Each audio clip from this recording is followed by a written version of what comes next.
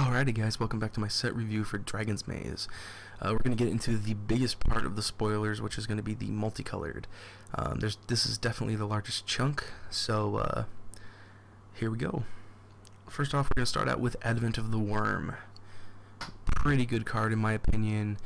It's only, 4 for a 5/5 dude, and he comes out at instant speed, so I think he's actually going to be pretty good. It's a nice little combat trick too, so I give him about a 3.5 to a 3. I really like this guy. Next up we have Alive and Well. It's a cute little card. It's good for tokens and to gain a lot of life from the tokens. You only have to spend one white to gain a crap load of life, so that's not too bad. I give it about a 2. Armed and Dangerous. Sorry if you can't see it very well because you have to turn your head sideways, but I have to do that too. So we have Armed, which gives target creature +1/1 and first double strike till the end of turn, and we have Dangerous, that gives all creatures able to block target creature this turn does so. I like this guy for limited. I think in limited it definitely is going to clear the way and make your big guy hit really hard. So if you have some poorly little 1/1 and say a 5/5, you play both halves of this with the fuse. You make your 5/5 a 6/6 and give him double strike, and then you make all your opponent's dudes block your little 1/1, and you just dealt 12 damage. So, but it does cost a lot of mana to do so. It does cost 6 to do it. They aren't instants, so you can't really just give your guy +1/1 and a double strike if you want to. So I think it's going to be pretty good in limited, but it does take a lot of mana to be really a blowout. So I'm going to give it like a 3, because I think it can be pretty powerful. Armored Wolf Rider is just your standard 4/6 for 5 vanilla dude. Not really much to say. I give it a 1. Let's see. Ascended Law Mage is a 4 for a 3/2 flying hexproof. I like this guy for limited because he has hexproof. He's a flyer, so he's got that reach and he's got that evasion of not being able to be dealt with really. So I give him about a 2.5 to a 3, just because he's pretty powerful for limited, definitely. Next we have Beck and Call, or my favorite split card that they've previewed so far, because I am a humongous fan of Glimpse of Nature. And I think in Modern, definitely this card is probably going to try to get broken. I picked up all 4 copies of this when they were at $3, so I tried to jump ahead of the game. Call really probably isn't that great. It really doesn't do much, honestly. So you could just say Beck and not ever worry about Call. I give it a let's see, a 3.5. A high 3.5. I really like Beck. Beetle Form Mage, a 3 for a 2/2, and you can use a green and a blue to make him get +2/+2 and flying. You can only use it once per turn, but in limited that's actually probably pretty good. A 4/4 flyer for effectively 2 that has haste after you initially play it is pretty good. So I give him about 3 for definitely limited. Anywhere else I don't think he's very useful. Blast of Genius. For a blue and a red, to choose target creature or player, draw 3 cards, then discard a card. It deals damage equal to the card's converted mana cost to that creature or player. In limited, it's a very expensive removal spell, and it costs you 2 cards to do so. It does net you 2 cards in your hand, but you also lose 2 cards in the form of Blast and whatever card you have to discard that has a huge converted mana cost. I don't like it all that much. I give it like a 1.5. Yeah, it's just not that great. Blaze Commando says what's up at an uncommon slot. So he is 3 a red and a white for a 5/3 Minotaur Soldier. Whenever instant or sorcery spell you control deals damage, put 2 1/1 red and white soldier creature tokens with haste onto the battlefield. Man, did red white aggro just get that much better. Not only is he in your top end to play, he's a 5/3, which isn't terrible, and every single burn spell slash Lightning Helix XS card, like we're gonna go over later, makes 2/1/1 dudes. Now in red white aggro, granted, by turn 5 you're gonna want more than just 2 extra 1/1 soldiers. I still think that he gives that longevity to aggro that, you know, aggro decks suffer from. So I think he's actually probably going to be okay for standard aggro. In limited, he's probably going to be pretty good if you can put up a bunch of, you know, penalty deal 1 damage to target opponent cards or anything like that. Because each one of those that you do nets you 2 dudes, so that's pretty good.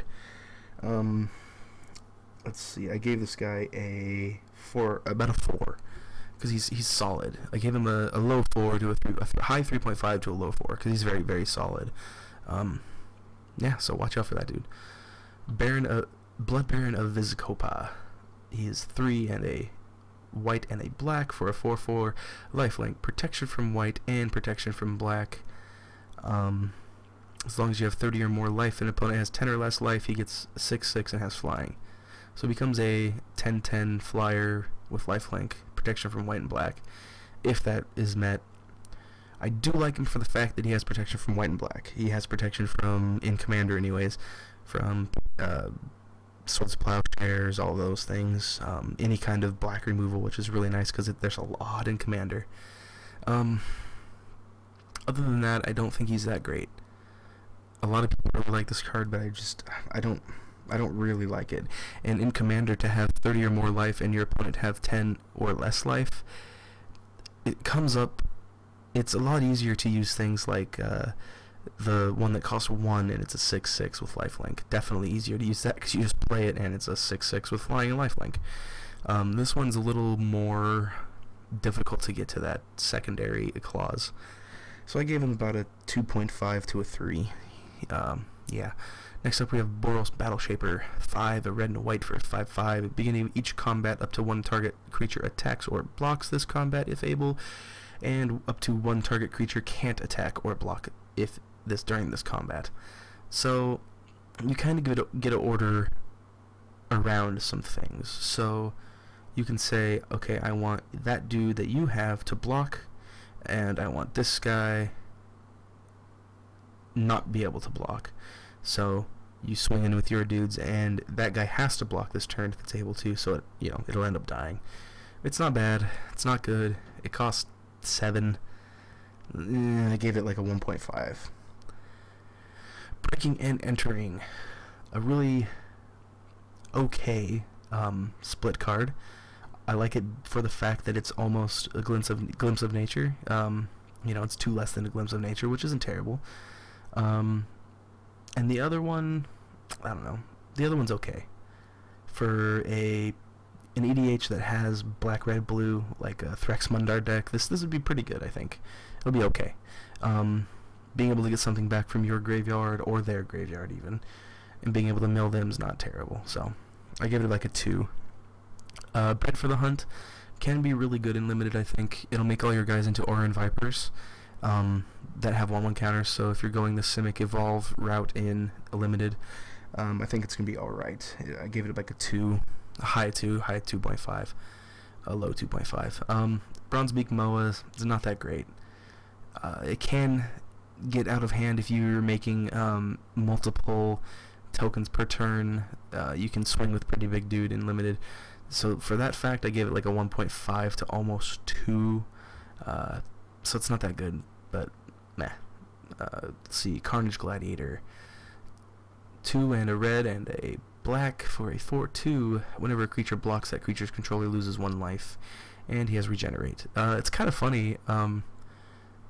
He doesn't actually have Hellbent, so he can block and lose you life, which is kind of weird, which I thought. But if you're playing like the Hellbent cards, none of your guys can block anyways, and so if your opponent chooses to block your Hellbent guy, which usually you're going to end up losing a Hellbent guy, they're going to take 1 damage for it anyways. So in limited, I don't think he's that great. Like he's in limited, he's not very great, but he's not very bad. So I gave him like a 1.5. Catch and release. Of course, on catch, we all want to, steal that planeswalker right before he uses his ultimate. And release just is, it's not that good, but it's not that bad. It does hurt somebody quite a bit, but it does cost 6 mana, so I don't know. This card is just okay. I gave it like a 2. Council the Absolute. It's very, very good in the mirror matches between certain blue-white decks or blue-white X decks. It's pretty good in the mirror match. If you know your opponent is playing something of that card, you can definitely play this guy and hose them out of it while making yours cost 2 less. So things that come to mind are stuff like Sphinx's Revelation, and yeah, Sphinx's Revelation. I gave him about a 3. A low 3, but a high 2.5. He's definitely a sideboard card. But he has a 2/4, so that kind of could make him a main deckable card, maybe. Who knows? I think in Commander he'll be fun, but I don't know. He's solid. Deathbridge Chant, very, very fun in Commander decks that use the graveyard, such as Mammoplasm and stuff like that. Other than that, I really don't see it anywhere else. I give it for Commander, I give it about a 3. Anywhere else, it's about a 1.5, maybe 1. Debt of the Deathless. I wish this was just black X, because I would totally put it in my Maga deck, but it's not. So for double white, double black, and X, each opponent loses 2 times X life, and you gain life equal to the life lost this way. Man, there's a lot of life in that sentence. So if you end up spending 8 mana on this, they end up losing 8 life. So it's not terrible. I don't think it's going to be seen play very much anywhere else other than a white-black EDH deck that wants to do drain life cards. So I give it like a 1.5.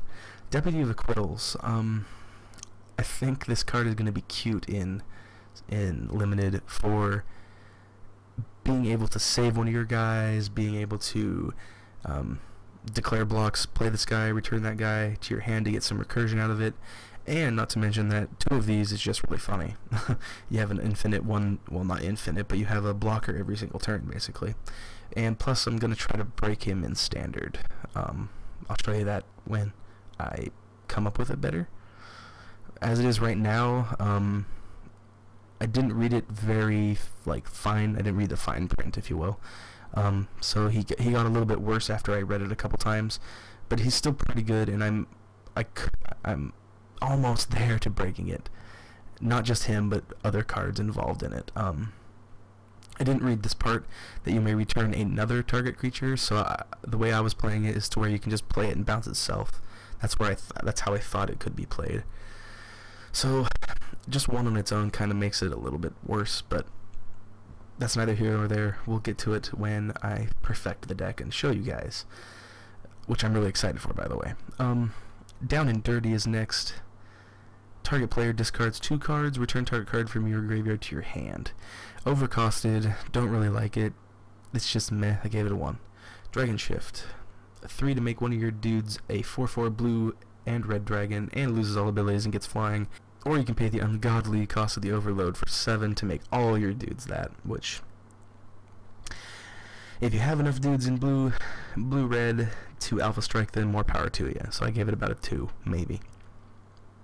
Drown in Filth, other than loving the name and the artwork, because it uses what looks like to be Tajik, or one of his dudes, it's not very good, I don't think. It costs 2, it's only sorcery.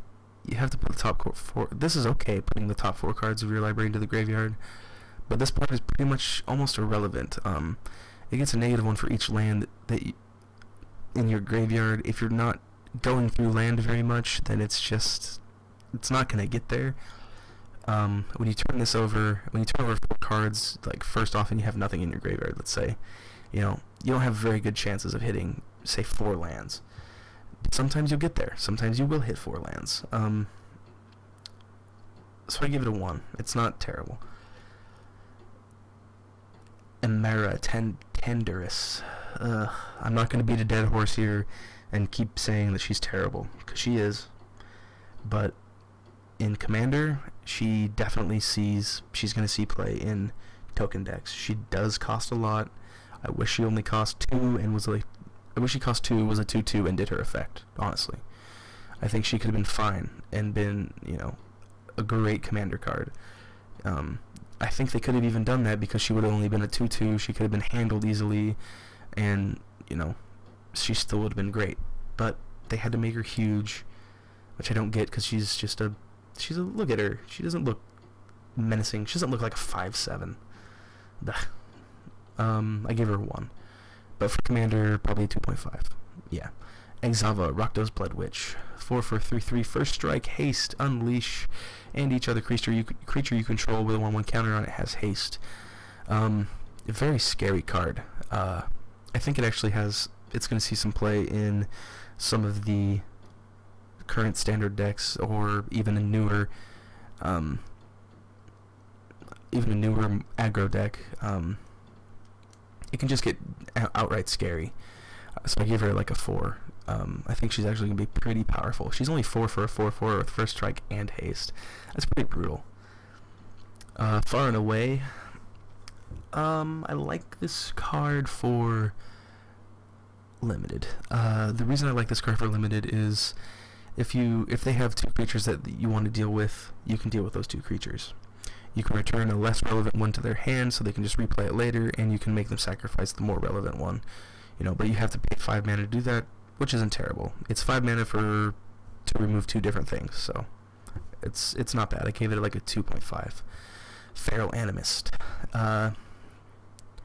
He can get pretty scary. He can get pretty big. Each activation just gets him that much bigger. So if you have a way to get through with him, man, he's gonna get pretty scary. I gave him like a 2 for limited, a low 2, very low 2. So he can get pretty big, but he is also a 2/1, and he also becomes an X1, so not really that great. Next up is Flesh and Blood, or just to scavenge a dude and to have one of your guys deal power to a target creature or player. I don't really think it's that great. It's a way to kill something, though, in limited for a red and a green, so if you really need that removal and you're playing heavy creatures that are just going to be better than your opponents, that's definitely good. Flux Charger, so I give it about a 2, sorry. Flux Charger is 4 for a 1/5 flyer, and when you play an instant or sorcery, he becomes a 5/1 flyer. Not terrible. In limited, a 5/1 flyer is not that bad. So, Gaze of Granite, love this card for anything like Commander. I love this card, Gaze of the Granite, for anything Commander. If you're playing green and black, you're going to be playing some kind of board wipes, and this one definitely helps. It gets rid of those pesky artifacts, and it gets rid of pesky enchantments, which black has a really hard time of doing. Granted, you are playing green, and you can do that anyways, but that's besides the point. I really love Pernicious Deed. It's one of my favorite cards. This is technically a functional reprint, kind of, in the fact that it's cost 3 and you still pay X to kill things, so it's basically a spell of Pernicious Deed, which I really like, and so it's definitely going to see play in my commander decks that have that color. So I give it a 3.5 out of 5 for commander, definitely. Give and Take. Put 3 counters on target creature, remove all 1/1 counters on target creature you control, draw that many cards. I think the take portion is going to be a little bit better in limited, to be able to take off. I wish it was an instant, because you could take them off instantly right before they die, and then you're able to draw that many cards. I wish it was an instant for that fact. But even if you really need those cards and you have other bigger guys and you're okay with taking off, say, like 3 1/1 counters, that's okay. So I don't think it's bad, but I don't think it's really that great, so I give it like a low 2. Gloom of Battle. Whenever a creature you control attacks, put a 1/1 counter on it. It does cost 6. It can get scary, though. The longer it stays in play, the longer the creatures are able to attack, the more scary it gets, the bigger they get each turn. In limited, I think it'll be kind of a bomby card that takes time to kill you, if that makes sense. So I give it about a 2. Goblin Test Pilot. It's cute. It deals 2 damage to something random, which is funny because it could, end up killing itself, which I really like the flavor of, because he's riding a pretty rickety-looking, hoverboard-looking thing, so that's kind of cool. It's a 1 out of 5. Growl War Chant. It's 2 in the green and a red. Each attacking creature you control gets +1/0 and cannot be blocked except by 2 or more creatures. It's an enchantment. In limited, if you're playing the red-green aggressive side with all the creatures and you need a way through, I think this could be pretty relevant, actually. Just being able to make your opponent block with only half of his creatures effectively is pretty good. Haunter of Nightvale. I just like it because it says Haunter. I want to alter this card and get rid of Nightvale and print Haunter on there and kind of make that an A. So, 5 for 3/4 creatures your opponent controls get -1. It's not really that great. If your opponent's playing a heck of a lot of 1/1 little dorks, then sure, it's an okay sideboard card. Give it a 1. Gelenin Sphinx, same cost as Haunter guy, for a 1/5. Vigilance Flying. When he attacks other attacking creatures you control get 1/1 till the end of turn. It's kind of underwhelming because it's a 1/5 flyer. It is a nice blocker, and you can keep hitting for 1 every turn, and it makes your other guys just a little bit bigger, so it's not terrible. I'm giving it a high 1.5 to low 2. Corozda Gorgon. Same cost as the other 2, just the Golgari colors. 2/5 Death Touch. 2 colorless, remove a 1/1 counter from a creature you control. Target creature gets -1/-1 till the end of turn. Don't really like it. Overcosted. You have to pay 2 mana and take off a counter from a dude. It's kind of bleh. Next is Kerasis Incubation. 4 to enchant a creature. Enchant a creature can attack or block its activated abilities can't be activated. And you can pay 1 a green and a blue to return it to your hand and put 2 1/1 counters on enchanted creature. I like this card a lot for the fact that, in limited anyways, you can put it on an opponent's creature. And usually an opponent wants to get rid of pacified creatures. If they have a way to sacrifice it, they're going to try to sacrifice it. If they have any other way to kill it through board wipes or anything, they're going to try to kill it. I like this for the fact that you can save the Kerasis Incubation. For 3 mana, you can put it back into your hand, and that creature's going to die anyways. So you can have Kerasis Incubation for one of your other dudes. And if you're ahead, you can, pay 7 to make one of your creatures 2 power bigger. I don't really see that being really a thing, but if you have 7 mana and you want to do that, more power to you. Give it a 1.5. Lavinia of the 10th. She's 3, a white and a blue for a 4/4 legendary human soldier, protection from red. When she comes into play, detain each non-land permanent your opponent controls with converted mana cost 4 or less. For standard, I really don't like her. For anything else, like EDH, on the other hand, in standard, she can be fairly strong. It depends on, what's being played. If your opponent's playing, say, something like Naya Blitz, where, the highest casting cost thing is maybe 5, she's going to tap down all their dudes and detain them for a turn. That's really, really good if you're able to recur her every turn. If you can return it to your hand and play it, yeah, you're going to keep their dudes locked down forever. Now, if there's a way to do that, I'm not sure, but hey. So, she can be good. I don't think she's going to be that great in EDH, other than having just the protection from red, which really isn't that relevant.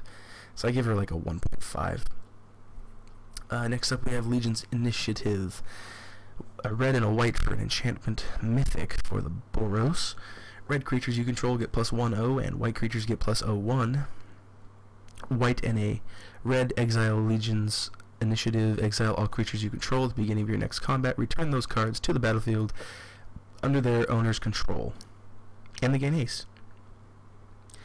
Made red-white X aggro decks that much better.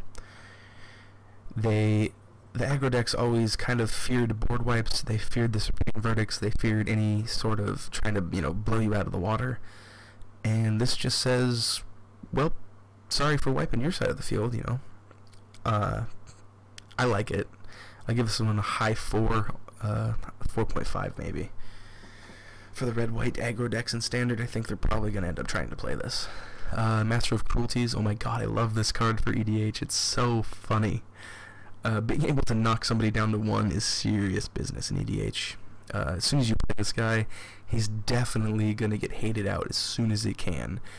So he's 5/4/1/4, first strike, death touch. He's going to block anything and kill it if it's not indestructible. And if you just throw him into play with Kalia, you're really going to piss some people off. So look out for this guy in EDH. He's going to be really fun. I give him a 3.5 for EDH fun. Yeah, he's pretty cool. Ma of the Obzadet. 3, a white and a black for a 3/3 thrall. Sack a creature. Creatures you control get 1/1 till the end of turn. It's a good sack outlet for white and black. If you're playing a white and black EDH deck that needs sacrifice outlets that you can somehow infinitely recur, yeah, he's really good. Other than that, I really don't see any other uses for him. I give him like a 1.5. What's this? Oh, Malik Izzet Paragon, fun for EDH. He does cost 6, but in EDH I think he'll be pretty fun.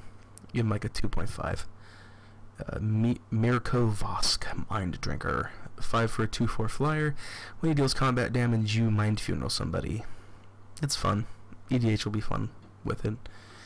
Morgaburst. So 6 to return target creature card from your hand, and it deals damage to target creature or player equal to the power of return card this way. It's an okay amount of recursion for Standard, or excuse me, Limited, and a form of removal. It's always going to be a 2-for-1. You're going to get something back to your hand. You're going to kill something / deal damage to your opponent for 6 mana. It's not terrible. I give it like a 2.5 for Limited. If you really need the removal, like I said, you can probably pick this up and it'll do fine. But it also requires you to have creatures in your graveyard, so, it's not that good, it's not that great, like I said before. Nivix Cyclops, 3 for a 1/4 defender. When you cast an instant or sorcery, he gets 3/0 till the end of turn and can attack as though he didn't have defender. Probably going to be kind of fun in Limited. I don't see him really getting over a 4/4 attacker, so I give him like a 1.5. Notion Thief is really, really cute. Should just be renamed Screw Sphinx's Revelation. If you play this when they play Sphinx's Revelation, they basically just play a Stream of Life, which is really funny. So he's a great sideboard card. I give him like a 2.5. Obzdad's Aid, another card I'm trying to break with the aforementioned, whatever his name is, the Flash dude.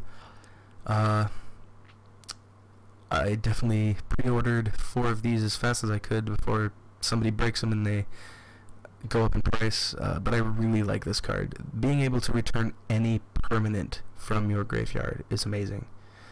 So yeah, I'm really excited to share the deck with you guys, if you couldn't tell.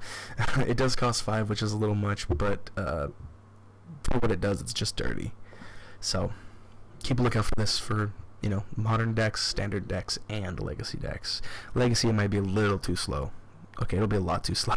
So Legacy, not so much. But Modern and Standard, I think this would be pretty brutal, and hell, it's fun in EDH too. I give it a 4.5, high 4 to a low 4.5. Okay, Pilfered Plans, or like I like to call it, Demirvination. You basically make somebody mill 2 and you draw 2. So it's the Dimir equivalent to Divination. It costs 1, a blue, and a black. Plasm Capture, the Fair Mana Drain. I think it's going to see some play in Commander, definitely. If you're playing those colors, you like your counter spells, it's going to be fun. So you have it like a 3. Profit and Loss.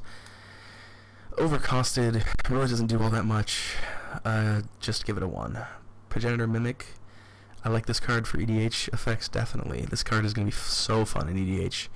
Because being able to play this guy, being able to clone this guy with another guy, and keep getting different creatures every single time is really fun. So, yeah, this guy's gonna be really fun in EDH, in my opinion. And in Limited, he won't be that bad either. He'll be a pretty big bomb, honestly. Protect and Serve. Target creature gets 2/4 till the end of turn, and target creature gets -6/0 till the end of turn. I don't think it's ever going to be played for the serve portion. Traditionally, we've never seen very much, -6, -0 cards played. Its +2/+4 side really isn't that great either for having to pay 3 for it. I give it a high 1. That's about it. Putrefy is Putrefy. It's very good. It's removal, so I give it like a 3 out of 5 for Limited. Ralzeric. When you first look at the card, you feel overwhelmed with that he's going to be powerful, because he is 4 for a Planeswalker. Does come out with 4 counters on him. He takes 3 turns to do his ultimate, which really isn't relevant. His ultimate, really isn't that great. He can slow things down, or move things out of the way, rather. He can move things out of the way. He can help you accelerate a little, or use a tap effect twice. But after looking at him for a while, you kind of just see that he is just okay. I think at the $35 price range, it's a little high. I think he's probably going to fall to about $20-ish. He might see some play in some standard deck, maybe. People are going to try to use him. He's a Planeswalker, and he's a new one, so people are going to try to use him. I give him about a 3. A solid 3, I think. It's pretty fair, I think, anyways. Next is Ready and Willing, or oh my god, this is my favorite split card, other than Beck and Call. Creatures you control are indestructible this turn, and you untap those creatures. Wow. I'm going to play Blasphemous Act. Shoot, my dude, stay. I'm going to play whatever it's called, Board Wiper. Shoot, my dude, stay. I really like that card. And if you're on the, the offensive and you're attacking, you can use both of them combined to have them have Death Touch Lifelink too. It's a great card. They each cost 3. They're both instants. They're fun. I give it a 3.5. A 3 to a 3.5, I guess. Reap Intellect. Overcost. Costs a lot to do. If you do have a lot of mana, you can just blow your opponent out by taking all the relevant stuff in their hand and their deck. So, I give it like a 2. Render Silent is cute. I don't know. I don't really like it all that much, because you can't just use it as a silent effect, so I give it like a 1.5 to a 2. Restore the Peace, don't really like it, 1.5. Rot Farm Skeleton, I think it'll be fun. He's recursion in Limited, which is cool. Other than that, I really don't see any use for him. About a 2, low 2. Rurik Thar the Unbowed, or Unbowed, I don't know how to say that, Unbowed. He's 6 for 6/6, Vigilance and Reach. He attacks each turn if able, which is perfectly fine. Whenever a player casts a non-creature spell, he deals 6 damage to that player. This card is what red-green aggro, mid-range red-green aggro wanted. They wanted a high-costing 6/6 that had some sort of relevant thing, and all of his things are relevant. He has Vigilance, so he doesn't tap, so he can attack and block. He has Reach, so he can block the flyers, and he has, if anybody tries to deal with him, he deals 6 damage to him. It's awesome. I give it a 4. 4.5 even. Savageborn Hydra is another card I think that's actually going to be seen in play in the red-green aggro decks, because of the fact that you can pay for, make him a 2/2 the first turn he comes into play, but he has double strike, so he's effectively a 4/4, and you can keep making him bigger whenever you want to as a sorcery speed.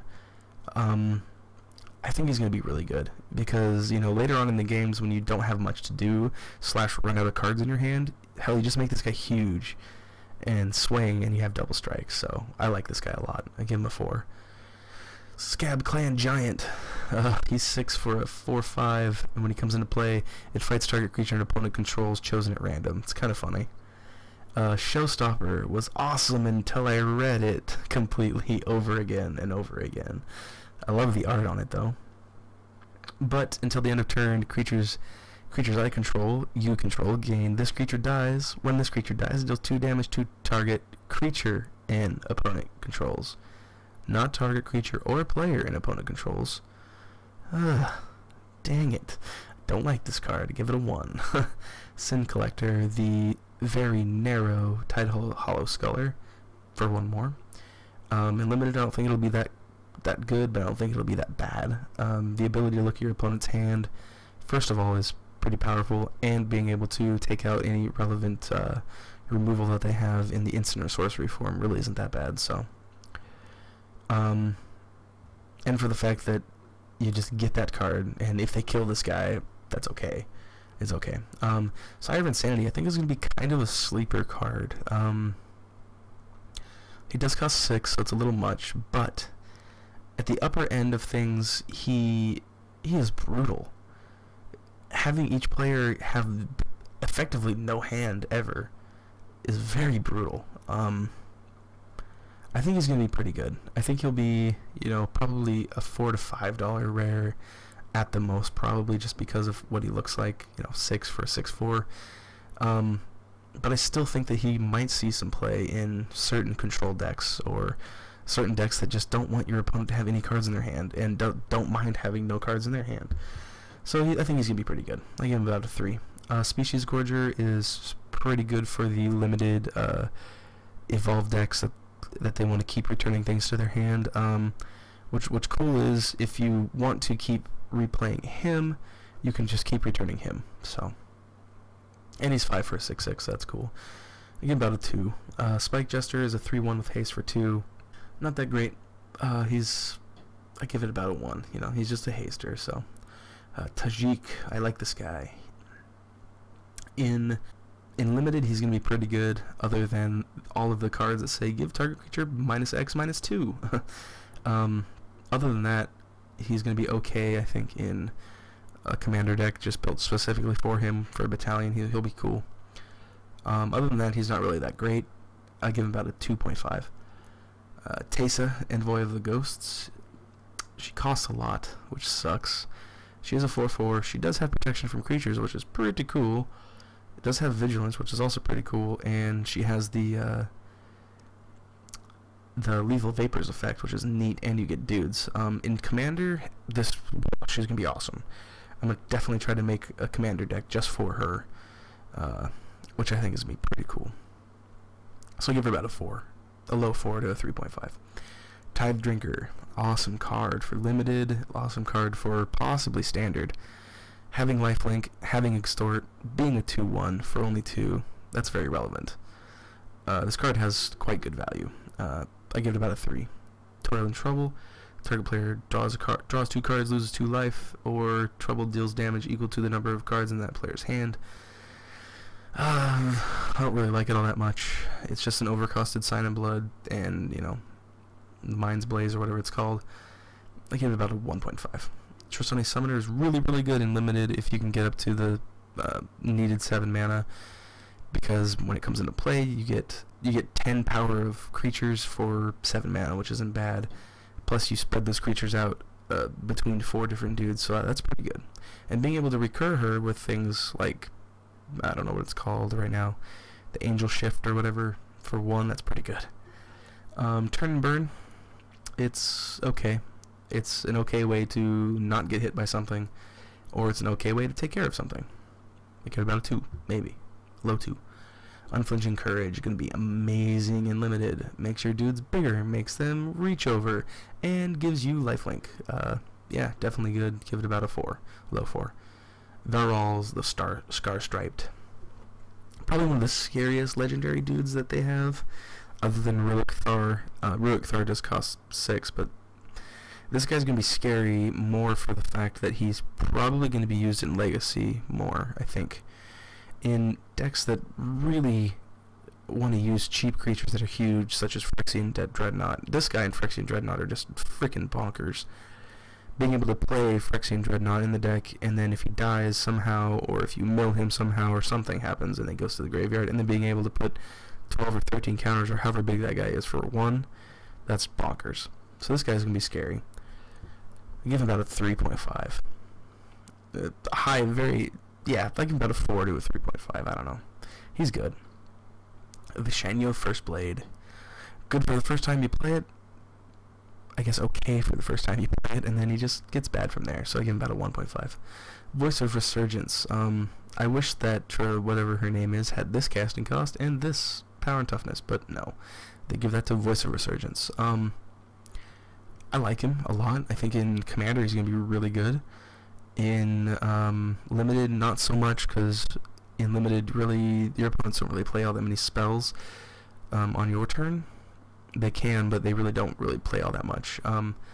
So I give him about a 3 for Commander, probably. Varel the Whole Clad. Fun for Commander, definitely. If you can find some way to break this card in Commander, you're going to have fun with it, believe me. I give it about a 3. Anywhere else, though, he's just meh. War Leader's Helix. It's cool. I give it about a 2. It's pretty good for a removal card for Limited. Warp Physique is probably my favorite removal card in Limited. Being able to play this and kill something is neat in these 2 colors. It does require you to have 1 extra card that you need.